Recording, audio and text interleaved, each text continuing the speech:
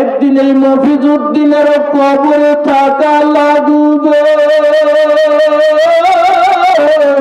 কোন দোকানের কাপড়ের কাপড় যেন মফিজউদ্দিনের জন্য অপেক্ষা করতেছে রে মাওলা, কোন সোপের কাঁচাবাজ যেন মফিজউদ্দিনের জন্য অপেক্ষা করতেছে।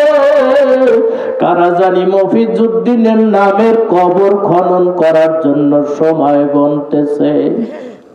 এমন ভাবে চক্ষুটা বন্ধ করছে,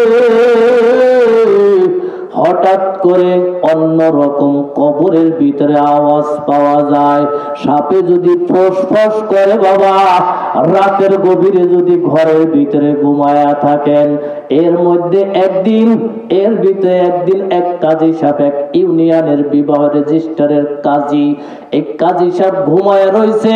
ঘুমায়া থাকার পর 12:30টার সময় হঠাৎ করে দেখে ফোঁস ফোঁস শব্দ করতে আছে। কিরে ফোঁস ফোঁস শব্দ করে কিসে? কাজী সাহেব উঠিয়া বাতিটা জ্বালায়া দিয়া দেখতেছে কোথাও পায় না। কাজী সাহেবের স্ত্রী উপর দিকে চাকায় চিক্কুর দিয়া পড়িয়া গেছে।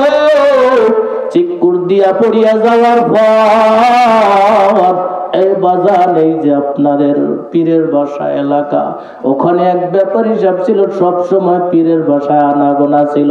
সর্বশেষে যখন রাত্রে রওনা করছে, হঠাৎ করে দেখতেছে এখন যে ওই পাশে একটা মসজিদ হয়েছে, আমিও কিছুদিন ইমামতি ওখানে করছিলাম।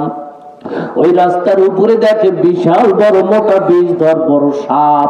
ওই সাপটা দেখে লোকটা ওইখানে চাঙ্গসা দিয়ে পড়ে গেছে, আর বলতে পারে নাই। ওখান থেকে সে প্যারালাইসিস রোগী, সে কবরের মেহমান হয়ে গেছে রে বাবা। এই মুসলমান,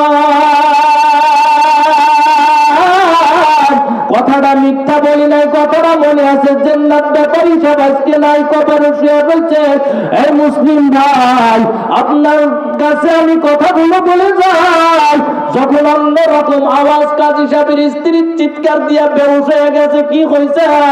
এখন দেখে আড়ার সঙ্গে পেঁচ মারিয়া সাপ এমন এমন করতে আছে, আর দেখ ফোঁস ফোঁস শব্দ করতে আছে। কাজী সাহেব পাশে দিল, আর সব ব্যাপারীর বাড়ি ডাক দিয়া দিল, বিশাল বড় আজরাইল, বিশাল বড় আজরাইল।